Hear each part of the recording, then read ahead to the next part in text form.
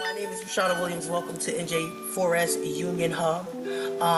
We are having another series, a part of our July series. And today we will be having our presenter, Bintou Ndoye. She is a prevention consultant here at Prevention Link, serving the NJ4S Union Hub. She has a strong commitment to community. And Bintou focuses on facing valuable difference in underserved populations. She holds a bachelor's of science in public health with a concentration in community health education and a master of public health with a focus on health systems administration and policy. It is these qualifications that underpin her expertise in public health and policy. Outside of her professional life, Bintou enjoys drawing, painting, and graphic design, which enhance her ability to convey health concepts creatively.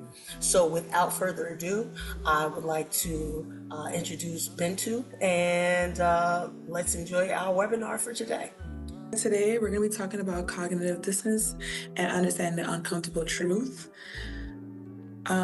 So what is cognitive dissonance? It's a psychological discomfort when experienced when holding two or more conflicting beliefs, values, or behaviors. So that's when you think something, your reality and your perception clash. An example of that could be believing in health and you are smoking or skipping working out, preaching work-life balance, but you're answering emails outside of work. In relationships, this can very much so manifest in relationships, more common than we think. So when you're trying so hard to fix something and your brain starts to convince you that it's worth fixing, that's the trap of cognitive dissonance. So for example, you can say like, I love them, but they're hurting you. Or you'd say like, they care about me, but they keep crossing your boundaries. Your brain can't hold both truths comfortably, so it chooses one to believe, and most times it picks the one that feels more safe. So it leans into hope and potential rather than the actuality of the person and the situation that you're in. Sometimes we start to think, well, maybe if we try harder, it'll get better. So you keep trying and you keep fixing and forgiving, over-explaining yourself. You could be walking on eggshells. You could give them maybe second, third, up to 10 chances or even more sometimes. And eventually your brain starts to tell you that it's worth it since I'm trying this hard, right? But the effort that you're putting into the relationship isn't proof that they're good for you. The effort that you're putting in is just showing like how much it's costing you. So you're doing all the emotional labor and you're carrying a relationship on your back, and somewhere along the lines, your own persistency starts to turn into self-gaslighting and maybe self-manipulation. Like you're telling yourself like, oh, well, I gotta keep on trying until it gets better. Because if you stop trying, it would mean that you're admitting the truth that you've been avoiding the whole time, which is I'm fighting for someone who isn't fighting for me back, or I'm loving somebody who is not loving me back. And effort doesn't always mean love. Sometimes it could just be survival. And when your brain has to work so hard just to justify staying, that's not clarity, that's cognitive dissonance, and that's when you know it's okay to let it go. So we're going to watch a little quick video, kind of just to go into depth more about cognitive dissonance. All right, now we're going to watch the video. If your first instinct in an argument is to protect your character instead of the connection, congrats. You're not communicating. You're doing damage control for your ego. Like someone says, hey, that hurt me. And your brain instantly goes, I'm not a bad person. No one said you were. But the dissonance hits like a taser. Leon Festinger's theory of cognitive dissonance wasn't about love, but goddamn if it doesn't apply. You believe you're kind, but your partner says you've been dismissive. Boom, internal earthquake. So instead of listening, you rewrite the scene. You're overreacting. You misunderstood me. I'm just being honest. You're not resolving conflict.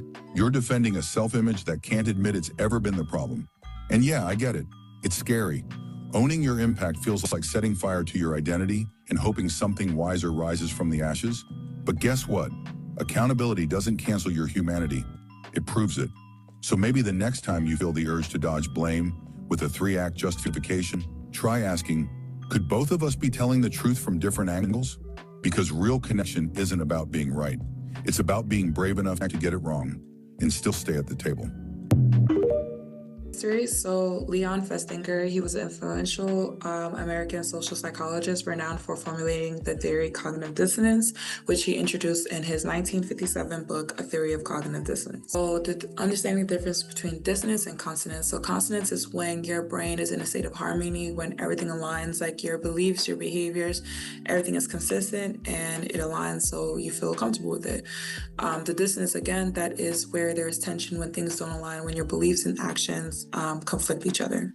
So how do we respond to dissonance? We could change our behavior. So the most direct way to reduce dissonance is to alter our actions to align to our beliefs. So for example, like I said before, if you value health, then you might want to stop smoking just to resolve the internal conflicts. Change our belief. So sometimes individuals shift their beliefs to match their actions. So for resistance, they may start believing that smoking isn't as harmful if you just do it one time, or if it's just a one-time thing, it shouldn't cause you that much harm. Justify or rationalizing the behavior. So people often explain away their behavior to themselves or to others. Like they could say, I only smoke when I'm stressed, or everyone has their vices, just to justify it. Or ignore or suppress the conflict. So a common but less effective method is pretending that the dissonance does not exist. This can lead to long-term discomfort and avoidance. So some common triggers of cognitive dissonance can be moral or ethical dilemmas. So that's when you're forced to choose between doing what's right and doing what's convenient, expected, or beneficial to you or others. So example of that can be you value honesty, but you lie to protect the coworker from a consequence. Internal conflict can be, the internal conflict you would then face would be integrity versus like loyalty or self-preservation. Feedback that contradicts self-image. So that's when someone challenges how you see yourself, causing a clash between identity and perception. So that can be when you believe you're a supportive leader, but you receive feedback that you're micromanaging. The internal conflict of that would be self-perception versus the external reality of what people are perceiving you to be. And discrepancies between public and private behaviors. So you present yourself as one way to the public, but privately your actions and feelings don't align to who you are. So that can look like promoting mental health at work, but you're ignoring your own burnout and stress. And then that is the internal conflict of that is external image versus the internal truth. And value-driven identity conflicts. So that happens when your goals or behaviors conflict with the person you believe you are or want to be. So for example, that can look like identifying as environmentally conscious, but regularly using single-use plastics or out of convenience, like or littering even. The internal conflict with that can be the internal conflict with that could be your ideal self versus your daily habits. So we're gonna get into a little bit of activity, and this is what I kind of want to hear from you guys and share out. I'm gonna give you guys some scenarios, and I want you guys to tell me like how you guys feel about them. So the values versus opportunity dilemma. So if you were offered a high and paying job at an organization known for practices that you previously spoke against, like poor environmental or labor standards, but you've been job hunting for months, how would you justify accepting this job? Would you try to change the organization from within? Or at what point does values bend under personal needs? You guys put in the chat. I can't read because my screen is like full, but if you guys want to speak out loud to it. I'm not taking it. You're not gonna take the job? What if you like were really looking for a job for so long, and like, because you know the market right now is a little crazy, but if you're looking for a job for so long and you finally got it but they go against it, would you still turn it down even if it's like if they're offering $150K? Personally, like the way I would justify it is, are you paying my bills? Like that's really how it comes down to. Like sometimes, yeah, like I'm taking it from like a bad place, but then again, to answer your next question, I could easily change it from within. I mean, it's gonna take obviously some time, but sometimes you can input your own values into your new job. And you know what? If they don't like your new values, then they can always like, experience a different, you know, connection within the job world. They could let you go and you can move forward. Our next one. So the family peacekeeper. So you value honesty and boundary setting, but at family gatherings, you will regularly bite your tongue to keep the peace, especially with a relative who often crosses the line. Where in this can be the dissonance? What beliefs are you compromising and why? And what would a resolution with integrity look like for you? Josetta said, I'm not compromising any part of me. That's real. I feel like sometimes at family gatherings, like, they, he says Josetta's sitting. Yeah, at family gatherings, I feel like sometimes they really don't, like, especially, I don't know, from my background, coming from like, a Caribbean and African household, it's kind of like if you speak back to the to adults or anybody else, you're seen as rude and disrespectful. So you have to like kind of be mindful of what you say and mindful of how you conduct yourself. So there's something on our screen. If it's the chat, my bad. I'm trying to pull the chat so I can read everything. But yeah, no, like I said, sometimes that distance come where I have to bite my tongue. And with that, I'm compromising maybe even my feelings, compromising my respect. What do you guys think would be a resolution for this? So like, how would you resolve this? A resolution? Mm-hmm. Oh, sorry. No, go ahead. A resolution is I definitely agree with you when it comes to like the African Caribbean background, because like you said, just to reiterate, Africans, you can't really talk back to your elders, and this might not be like a good idea but when it comes to it, you kind of just have to take your piece and like just talk back or say what's on your mind. And sometimes, some like people in your family will like take it and like, reconstruct their life. Others may not, but at the end of the day, at least you keep your own peace. So, yeah. Yeah, that's so real. I don't know if I got the heart to do it, but I think that's so real. Like, I think for me, what I do in these situations like this, I keep my distance, because that will keep my peace. Like I love just living by myself, because I could go home at any point. Any point I feel upset or anything that's making me feel any kind of way, I could leave. I was also gonna say, like, sometimes like you don't want to waste your breath, because like sometimes family, like, let's be real, sometimes they're so stuck in their ways that you giving them a different perspective, they can see it, but they're not gonna fully understand it because they're so stuck like with the whole old type of thinking mentality. That's very real. I agree. Does anyone have anything else before we move forward? Okay, so the relationship settler. So you believe that you deserve a healthy, supportive relationship, but you've stayed in a relationship where you've consistently been undervalued, overlooked, or disrespected, or even abused. What belief in this would be the conflict with your reality? What do you tell yourself to stay? Or what actions may reduce the dissonance? Like, what actions can you take to reduce the dissonance? I think in something like this, like I said in the beginning, at the beginning of the presentation, sometimes we stay in relationships and we tell ourselves that maybe we are the problem, or maybe if we do a little bit more, maybe if I do this, do that, the person will be better for me. But I think in reality, you have to just take a step back and kind of see the situation for what it is.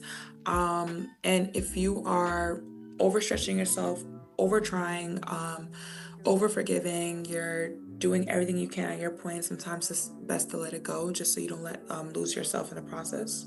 And my final scenario was the money isn't everything person. So if you strongly believe that material things don't define your worth, but you recently found yourself judging others or maybe even yourself based on income, job title, or what they own. Is your belief changing or is your environment influencing you? How do you make peace with the external contradiction? And what's underneath the discomfort? What do you guys feel? Sorry. I feel like when people have this type of dissonance, they don't really address it. And that's what creates this kind of conflict, because we could believe that like material things don't define our worth, but then if you don't like address the internal conflict that you're having, like so maybe I'm not in a income status where I feel confident. I think it's a time to address that within me. I agree. I also see in the chat you get to a point in life where you've put you before others because that's what you've unlearned the idea that family cannot be toxic with. Oh, I think this is the other one. I think that was before. Okay, the 9 out of 10, the environment, and other times it's my wants versus need. I think the environment sometimes does influence, like what you're around, or what you're exposed to. Maybe like kind of influence you to like things that you've, I don't know, never thought you could have access to, but you now want. But I agree with you. I think both kind of play a role. I would. Sorry. No, it's okay. I just wanted to quickly touch on that, like the first scenario and then this scenario. They're very connected because, you know, a person who believes that money isn't everything could land themselves in a job that they don't agree with it, but life's, you know, economy could definitely play an effect into that. And that's why I said for me, I think it kind of be tough because the economy is real, you know, real crazy. But if you find, I don't know, I wouldn't know what side. I think I would have to pray on like taking that job if I was ever offered something like that. Okay, so signs that you're in dissonance. Again, you'd feel uncomfortable, guilty, or defensive. You can make excuses or justifications. You can avoid people or certain conversations. And you can also find yourself over-explaining your decisions or the actions that you take. Some strategies for a solution: you can increase your self-awareness, clarify your core values. I think this one's really important, knowing what you value and really standing on it, regardless of circumstances. Practice value-based decision-making and seeking feedback and staying open to new ideas. That wraps up my presentation. Thank you guys for your attention and your participation. Thank everybody for that virtual round of applause. One more time. Let's see another virtual round of applause for Bintou. That was very, very cute. Thank you so much. That was very cute. We do thank you, Bintou, for that wonderful presentation. Very informative, very enlightening. And we thank everybody for participating. That was a really, really enlightening. Cognitive dissonance is something that is not spoken of very often. I'm not sure how many people are even aware that that concept actually exists. And a lot of times we do find ourselves in conflict within ourselves based on cognitive dissonance. So again, very informative. I thank everybody for coming out today and joining us for this wonderful webinar. So again, we are always here. You can always find us and follow us on social media at NJ4S Union. And if you have any questions about our programming, you can always email us at NJ4S Union at